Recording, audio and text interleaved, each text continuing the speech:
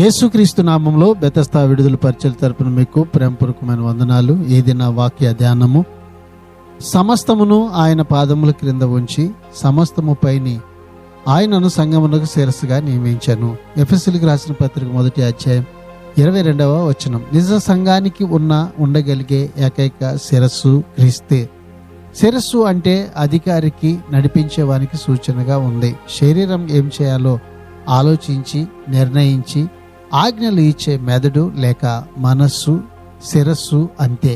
క్రీస్తు కేవలం సంఘంపై అధికారి మాత్రమే కాదు, దేవుని ఆత్మ మూలంగా దానితో ఏకంగా ఉన్నవాడు. ఆయనలో ఉన్న జీవమే, ఆయనలో ఉన్న ఆత్మ తన సంఘములో కూడా ఉన్నాడు. ఇక్కడ సంఘం అంటే ఆయన ఆధ్యాత్మిక శరీరం. అందులో ఆయనలోని నిజ విశ్వాసులు మాత్రమే ఉన్నారు. ప్రార్థన. మహాపరిశుద్ధుడా, మహోన్నతుడా, జీవాధిపతి, మా మంచి యేసయ్య, మరొక నూతన దినాన్ని మాకిచ్చినందుకు నీకు వందనాలు, స్తోత్రాలు చెల్లిస్తూ ఉన్నాం. సమస్తమును ప్రభువా నీ పాదముల క్రింద ఉంచావు. అన్నిటికంటే పైన మీరున్నారు ప్రభువా.